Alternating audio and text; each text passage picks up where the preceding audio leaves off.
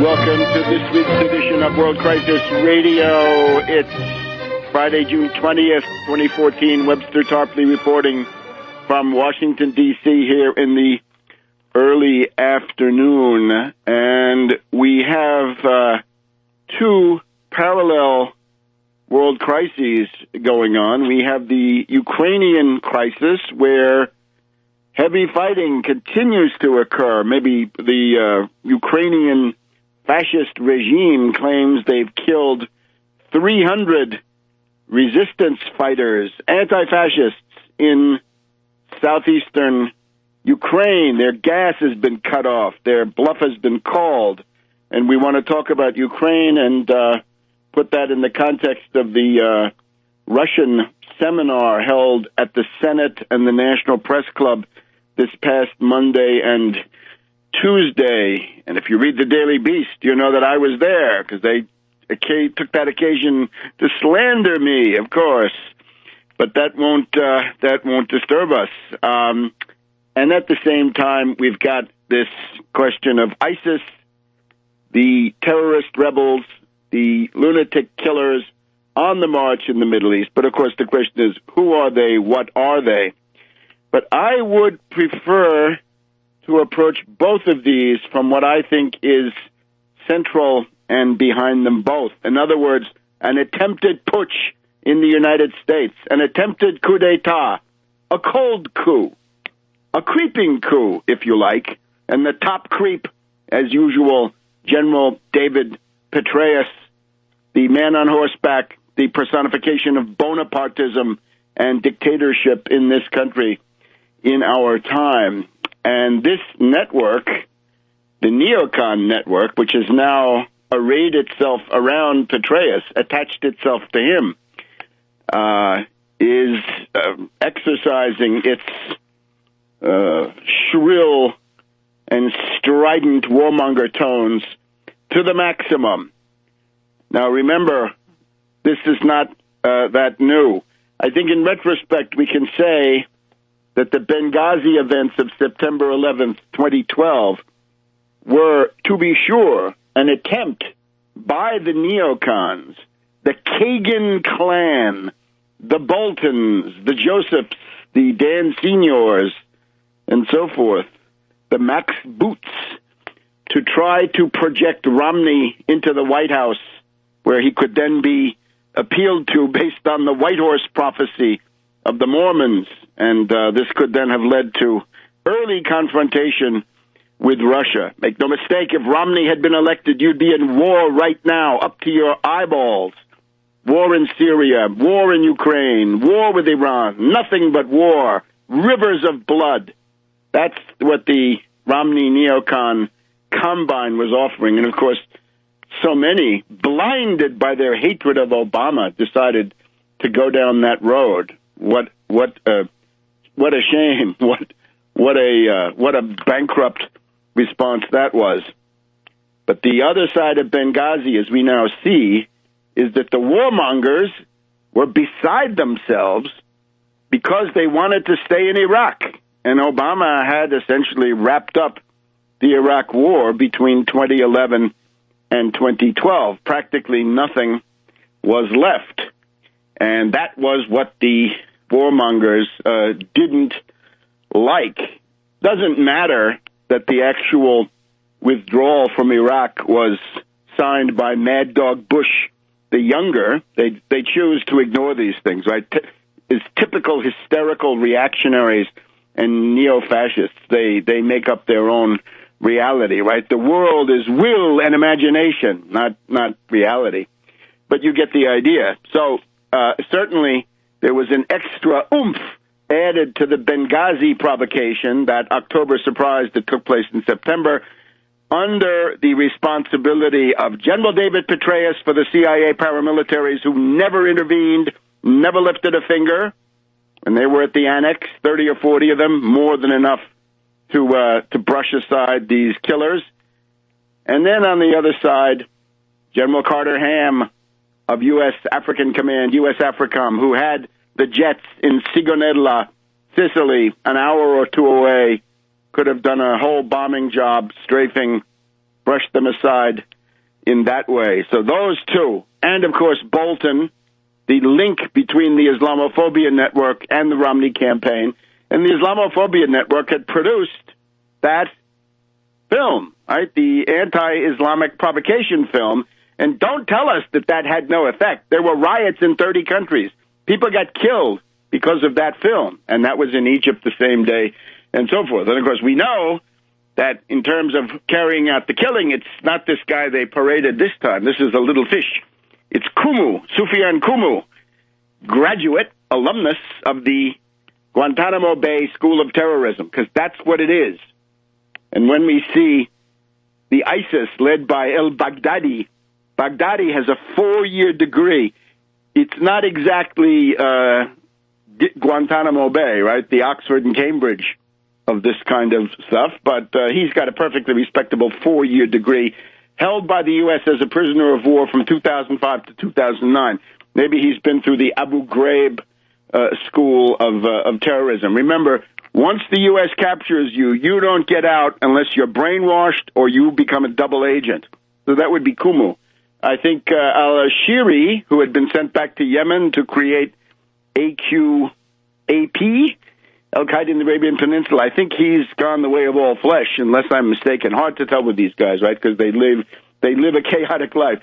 And then, of course, we've got Belhaj in Libya, who was a U.S. prisoner of war until he was released and then sent back, retooled, to fight Gaddafi. So that was Benghazi. That was an attempted coup, and now we've got a series of other things. I told you in real time that Bergdahl, the furor, the hysteria around Bergdahl, really a trifling incident, was somehow a prelude to making this cold coup go all the way. And you'll remember, I was telling you in real time of who the warmonger clique actually was. It's not Obama. Obama is a weak, passive figure who is struggling to keep himself from being swept away. And of course, his instincts are all wrong. He sees this as what's good for Obama, bad for Obama. He has no sense of history of the national interest. He's a Wall Street puppet, exactly as I told you previously. But certainly the idea that Obama is a center of, dynamic criminal energy and aggressive intent. This is somebody who's trying to throw out shucks and sops to the opposition to prevent impeachment or some worse fate. So that is what we're seeing. According to the Washington Post, as we read it to you in real time, the people pushing for an attack on Syria most recently, we know there was a first generation that included Panetta and Hillary and the head of the Joint Chiefs of Staff at that time and the entire Obama staffs, and he said no. Good. Glad that he said no. Make a note of that. And now we've just had Skull and Bones Kerry demanding attacks. This is some months back. This is March, I guess. Demanding an attack, and Samantha Power of the humanitarian bombing responsibility to protect school. So Obama has said no to all of that. And you'll remember that Kerry and Samantha Power had decided to reach out. And here's where Petraeus finally comes in. That the people they reached out to were General David Petraeus, the personal union of the CIA and the Pentagon, and, of course, General Keane of the Institute for the Study of War. Now, remember what this means. Petraeus, he was prominent at the Bilderberger meeting a couple of weeks ago in Copenhagen. Charlie Skelton has a nice picture of Petraeus contemplating the world through a window at the Bilderberger meeting. And his network, and we'll go through the network, and that's what's pushing war right now. The neocon revival is a Petraeus revival. He's the leader of the faction. So get that into your head. Back in a minute. Crisis Radio, Webster Tarpley in Washington, D.C. There's a good chance that if you're listening to this on Saturday, the 21st of June, check the schedule of Coast to Coast AM for the Saturday night into Sunday morning broadcast there, and I believe there's a pretty good chance that I'll be on there in the first hour talking on about some of these things to do with Iraq. So Coast to Coast AM in the night between the 21st and 22nd of June. That means the shortest night of the year, right? Because it's now the solstice. Okay, so remember, Kerry and Samantha Power, Skull and Bones Kerry and Samantha Power, frustrated in their desire to bomb Syria and start a major war.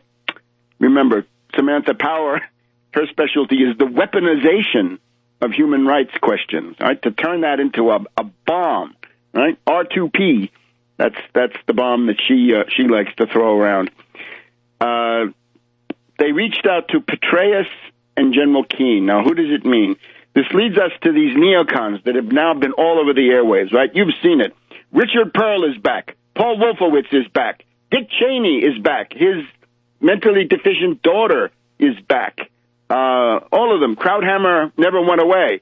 And on and on. And above all, we now see Kim Kagan, who is obviously, she's got some deep personality problems. But that woman, that extreme neurotic woman, to put it mildly, was one of the architects of the surge. And we remember the Washington Post, Chandra Sekhar, I guess it was, revealed that at a certain point, Petraeus and McChrystal had invited Kimberly Kagan, who heads up the Institute for the Study of War, and her husband, Frederick Kagan, the guy that I called Field Marshal Kagan. He's kind of a tubby academic of this family. So Kim Kagan and Fred Kagan were invited over to Iraq by Petraeus, where they became part of the U.S. chain of command. And that's illegal, but they did it.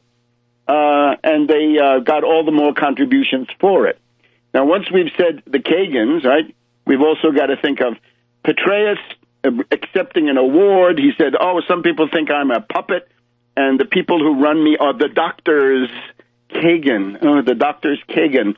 And remember, of course, that the brother of Field Marshal Fred Kagan is Robert Kagan at the Brookings Institution. He was top foreign policy advisor to Romney. And this is, of course, the Robert Kagan who's married to the charming Victoria Nuland, whose vulgarity and barbarity have they've disgusted the entire world. And, of course, Fred Kagan is at the American Enterprise Institute. Kimberly Kagan runs the Institute for the Study of War. She was on C-SPAN in the past week with her neurotic tics well on display. Right? She doesn't know where to look. She looks all over the place. She's got a bad conscience. And a lot of the callers on C-SPAN were saying, how dare you come out from under your rock, you neocons. You are the most hated faction in modern American history after what you did, and now you come forward. How dare you? She said, the Institute for the Study of War does not advocate war. We don't advocate war. We just want our policymakers to have the best possible information. Well, I'm sorry, you do advocate war. And then, of course, Robert Kagan at the Brookings Institution. So this is a network. General Keane he's all over Fox, right? These people are now mobilized as never before, and they're out there demanding more robust military action. They hesitate to spell out what they want, right? They leave this to McCain, right? As we pointed out, 10 days ago, McCain on the floor of the Senate called for Obama to fire his entire team. I guess it means Kerry and Rice and all the rest of them. And again, that's fine with me. But then, says Kane, bring in Petraeus and General Keane. So everybody knows that Petraeus and Keane are the secret wing of Kerry and Samantha Power. Warmongers all. And, of course, when McCain gets out there, he's very blunt. He says, I want to bomb Iraq, but then he also says it's also necessary to bomb Syria. Because that's where ISIS comes from. And, of course, once you're bombing Syria, right, bomb ISIS, bomb Assad, same difference. You get the idea. This is why we're against bombing. Bombing is not good in this situation because the rogue network is too strong and they can redirect the bombing.